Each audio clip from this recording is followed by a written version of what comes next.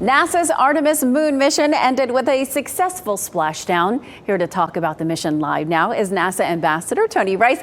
Tony, now that this mission is over, what's next? What did NASA learn here? So there's months and months of gathering the data that was achieved through this mission and really understanding how this Orion spacecraft is going to perform. It was outfitted with tons of instrumentation. There was a mannequin on board that is there to simulate an astronaut. Through the stresses they're going to go through during launch and landing, like you're seeing on your screen here, but more importantly, what kind of radiation they might be exposed to, because once we're outside of the kind of protective magnetic magnetosphere around the Earth and on our way to the moon, that's something that we have to take a lot of care towards. But like I say, there's going to be months and months and months of going through all this data that they gathered as a result of this first mission with Artemis. It's been a long time since the United States has tried to go back to the moon. Tell us about this mission and how it's been different from ones before it, outside of the technology differences. Well, the technology differences are pretty big, but this is the first time that we've used a really elongated orbit around the moon.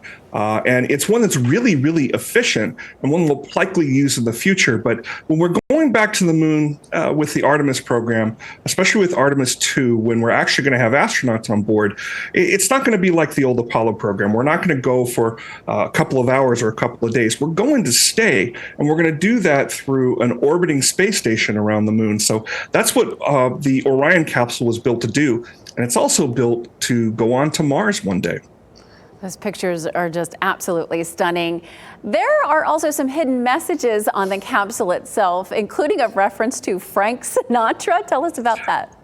Believe it or not, yeah, NASA released this after the splashdown on Sunday, and there were 5 messages that were left there, kind of in plain sight if you were looking for them. 2 were tributes to a couple of folks that had worked on the program that had passed. They feel very strongly to those, but the Frank Sinatra one is my favorite. That's what you're seeing on the screen. Those letters right there in the middle on that yellow plate there, there's the first notes of Fly Me to the Moon. I thought that was pretty fun. That is great. It's just been fascinating to watch this. Tony Rice, we always appreciate your expertise. Thanks so much for your time tonight. Thanks for having me.